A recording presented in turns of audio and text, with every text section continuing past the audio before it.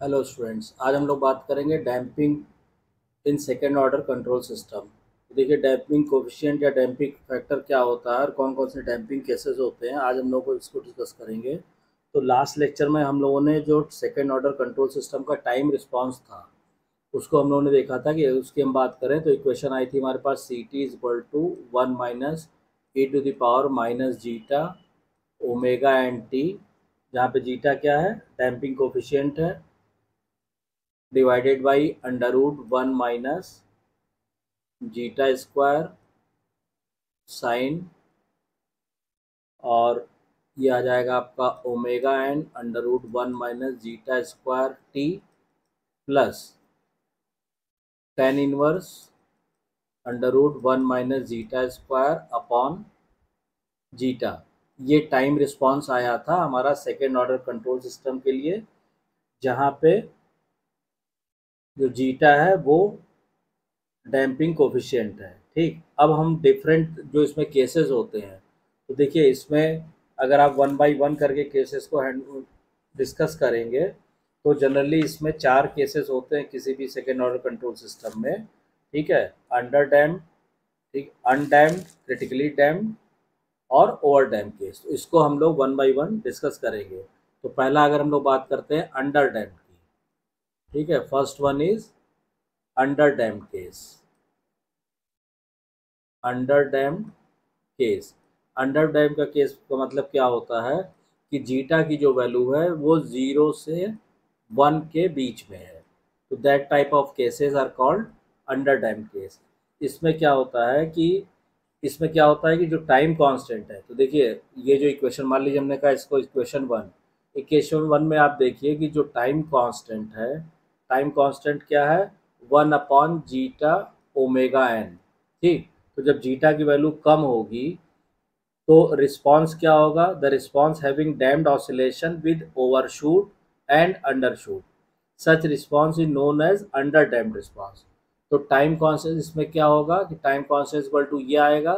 इस केस में क्या होगा कि जो अंडर डैम्ड रिस्पॉन्स होगा वो अगर उसकी आपको वेवफॉर्म से बताएं, ठीक है, तो ये मान लीजिए हमने एक्स एक्सिस पे टी ले लिया और ये वाई एक्सिस पे हम सी टी दिखा रहे हैं।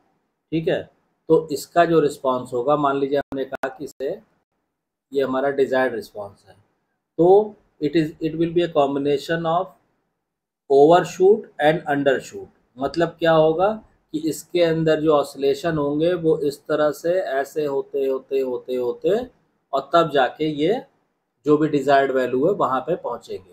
तो यानी इसको हम अगर ऐसे ड्रॉ करें तो ये देखिए ओवरशूट, और यहाँ पे आप इसको कवर कीजिए तो ये हो जाएगा अंडरशूट। तो इस तरह से रिस्पॉन्स आएगा जब जीटा की वैल्यू लेस देन 1 आएगी उस केस में।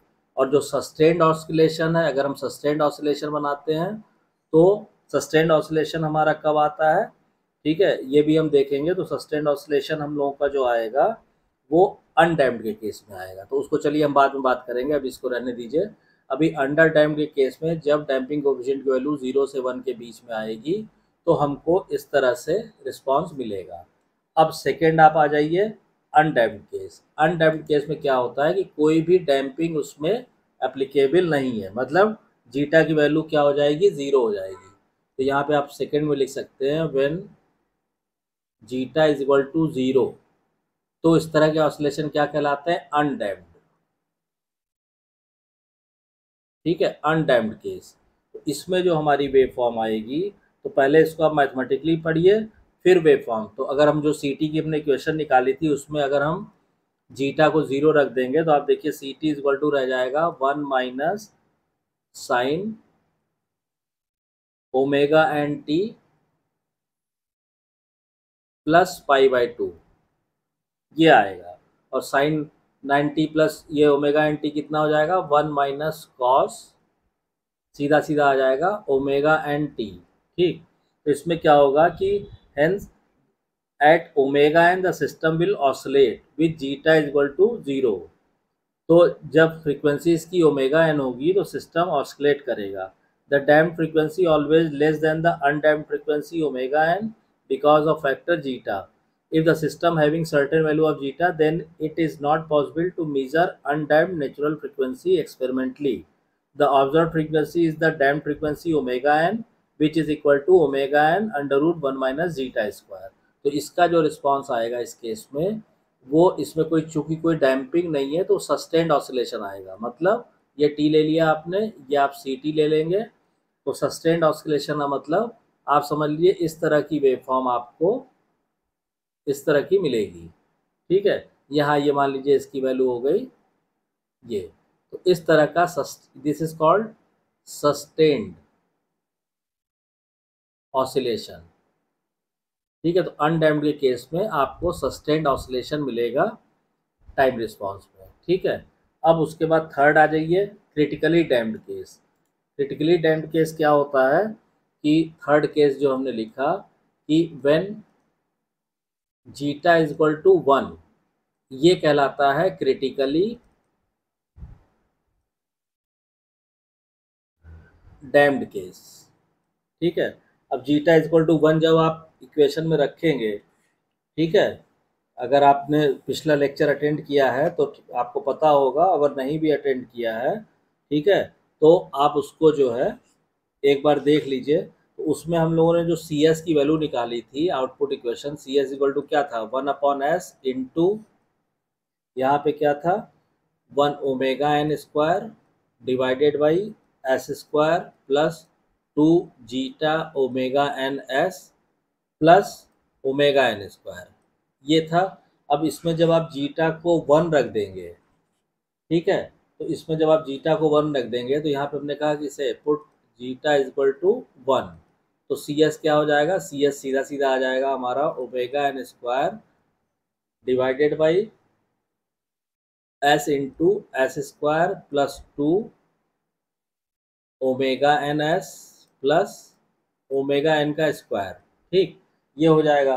अब इसको जब आप पार्शियल फ्रैक्शन से डिवाइड करेंगे, ठीक है, तो पार्शियल फ्रैक्शन करना आप सब लोगों को आता है, इसको पार्शियल फ्रैक्शन से आप डिवाइड करेंगे तो क्या हो जाएगा, ये हमारे पास इक्वेशन आ जाएगी सी एस इक्वल टू, यहाँ पे आप लिख सकते हैं by partial fraction, by partial fraction.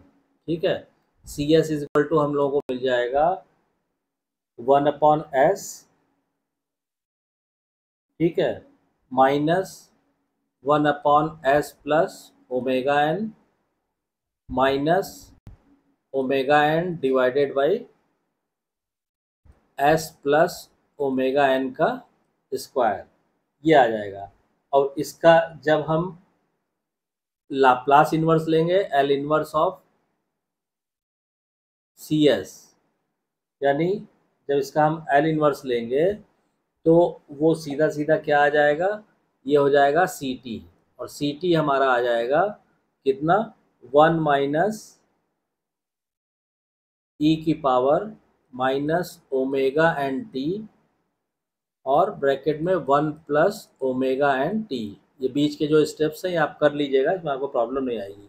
अब इसमें क्या होगा कि जब हम जीटा इज इक्वल टू 1 रखेंगे, ठीक है, तो ये जो आपकी एक्चुअल डैम्पिंग आ जाएगी कि ये एक्चुअल डैम्पिंग हो जाएगी, यानी एक्चुअल डैम्पिंग हमारी हो गई एक्चुअल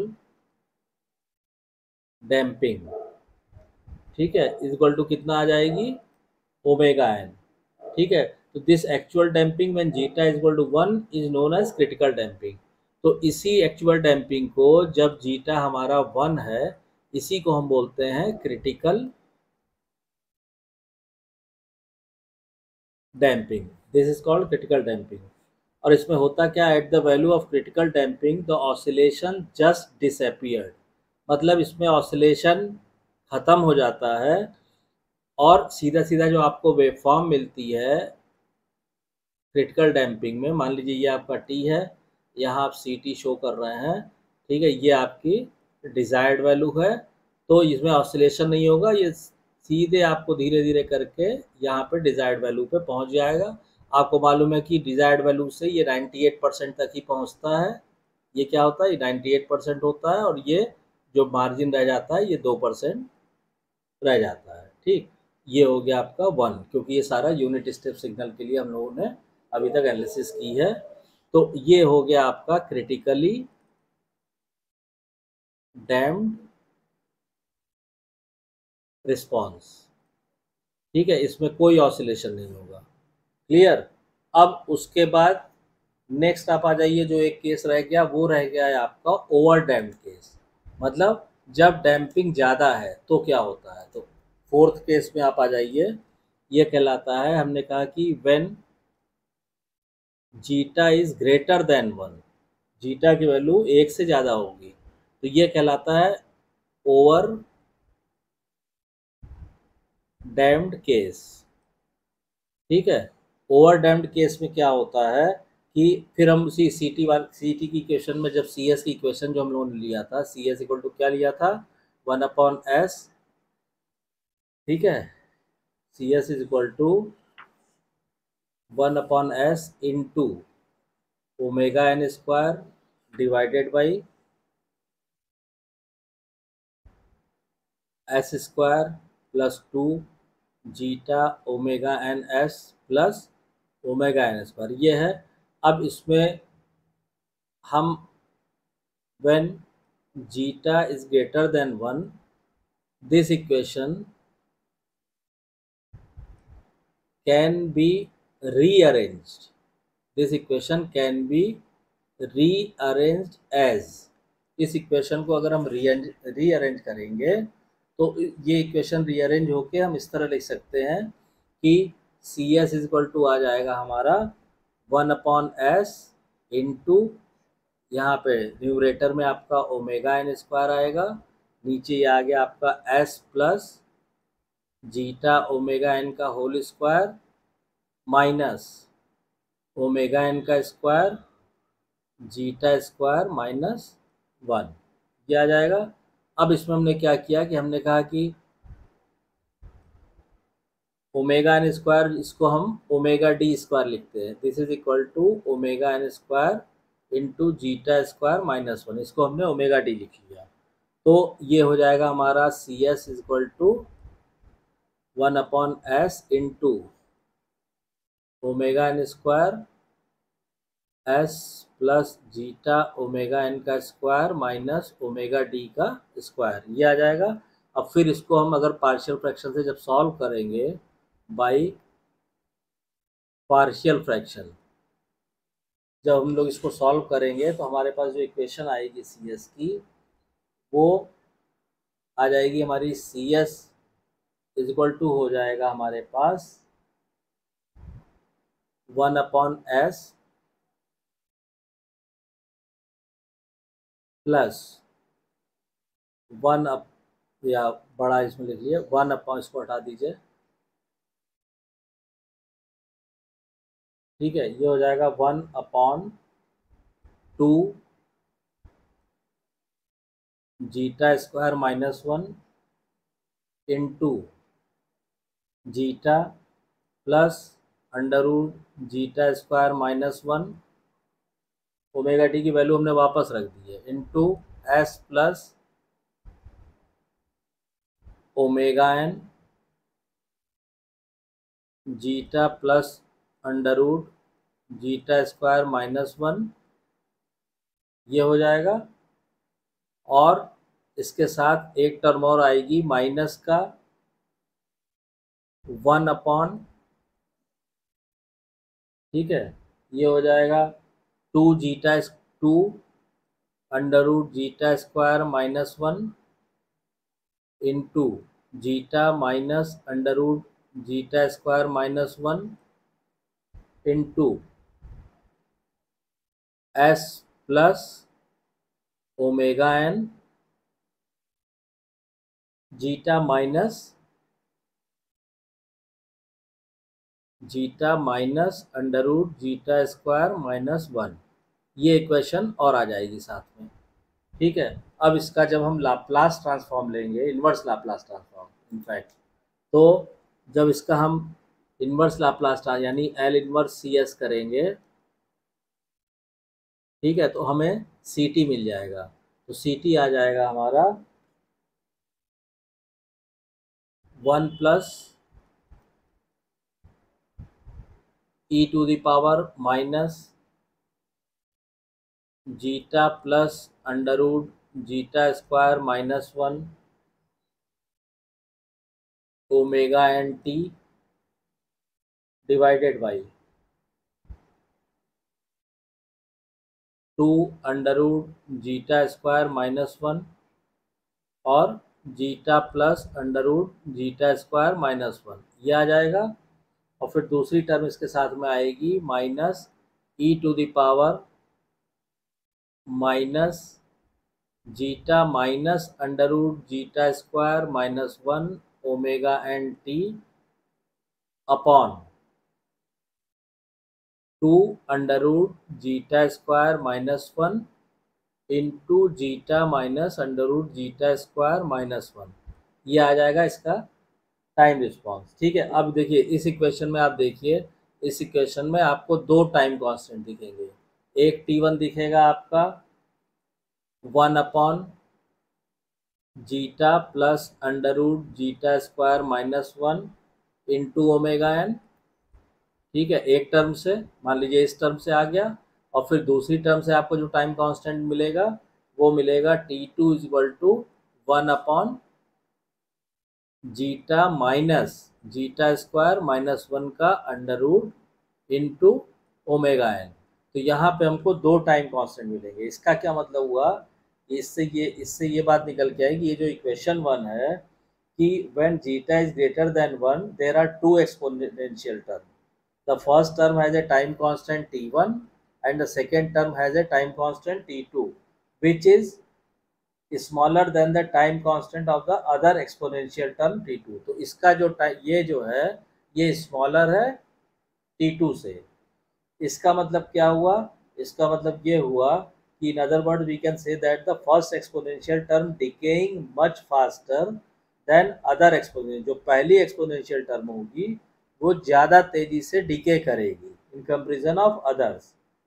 तो अगर हम क्या करें, अगर हम इस एक टाइम कांस्टेंट को निगलेक्ट कर दें, ठीक है, तो भाई इसमें क्या कह रहा है, इसमें ये कह रहा है कि T1 वाला जो है ज़्यादा तेजी से डिके होगा। ठीक, time constant T1 is smaller than the time constant of other exponential term, or in other words we can say that the first exponential term decaying much faster than the other exponential term। तो हम क्या करेंगे कि हम क्या कर देंगे, इसको हम एक बार को निगलेक्ट कर देते हैं इस टर्म को। तो हमारा क्या रह जाएगा, C T is equal to आ जाएगा सीधा सीधा 1 माइनस ई की power minus zeta minus under root zeta square minus one into omega n T और divided by 2 under root zeta square minus one into zeta minus under root zeta square minus one. ये time response आ जाएगा अगर हम पहली exponential term को neglect कर दें। और इसका टाइम कांस्टेंट क्या होगा, इसका टाइम कांस्टेंट हो जाएगा 1 upon zeta minus under root zeta square minus one into omega n, ये टाइम कांस्टेंट आ जाएगा। अब इससे क्या होगा कि अगर इसका मान लीजिए डिफरेंट वैल्यूज़ के लिए, इससे देखिए डिफरेंट वैल्यूज़ के लिए अगर हम कर्व खींचें इसके लिए जीटा की अलग अलग वैल्यू के लिए, तो वो कर्व इस तरह से आएगा। मान लीजिए ये वाई एक्सिस पे हम सी टी दिखा रहे हैं और ये हमारा टी हो गया। ठीक है, ये है हमारा सी टी और ये हमारी वन वाली लाइन हो गई। ठीक, अब इसमें क्या होगा कि जैसे जैसे जीटा की वैल्यू कम और जीटा की वैल्यू ज़्यादा, इसको आप ड्रॉ करिए। तो मान लीजिए हम डिफरेंट कलर से ड्रॉ करते हैं। तो सपोज कीजिए जीटा की वैल्यू हमने लिया 0.2, तो ये मान लीजिए आपका आया ऐसे, ये हो गया जीटा इजक्वल टू 0.2, ये तेज़ी से मैक्सिमम पे गया और फिर डिके हो गया। ठीक, अब आप आ जाइए जीटा की वैल्यू थोड़ी और कम कीजिए। सपोज कीजिए हमने किया जीटा इजक्वल टू 0.6, तो ये क्या होगा, तो ये आपका जाएगा ऐसे, ये हो गया जीटा इजक्वल टू 0.6। फिर हमने कहा जीटा इक्वल टू 1, तो हम लोग पिछले अभी उसमें देख चुके हैं क्रिटिकली डैम केस में। तो जीटा इक्वल टू 1 पे क्या होगा कि जो ग्राफ आएगा वो आपका इस तरह से आएगा,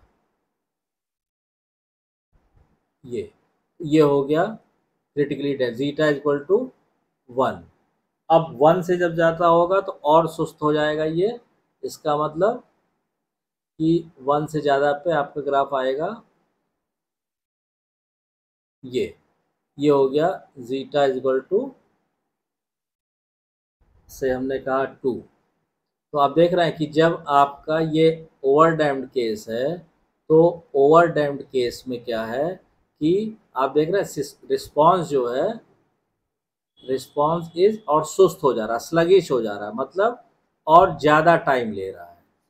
ठीक है, तो ये इस तरह से इन यानी ओवर डैम्ड सिस्टम जो होते हैं, एक तरह से ये फाइनल निकल के आया कि ओवर डैम्ड सिस्टम्स जो होते हैं आर स्लगिश, वो सुस्त होते हैं, उनका रिस्पॉन्स हमें देरी से मिलता है। ठीक, तो ये चारों cases second order control system के लिए हमने आपको बता दिए। इसमें कोई डाउट, कोई कन्फ्यूज़न हो तो कमेंट लाइन में कमेंट करके पूछिएगा। और अगर वीडियो कंटेंट पसंद आ रहा है तो प्लीज़ वीडियो को शेयर कीजिए, लाइक कीजिए, चैनल को सब्सक्राइब कीजिए और नोटिफिकेशन बेल को ऑन कर दीजिए। Thank you.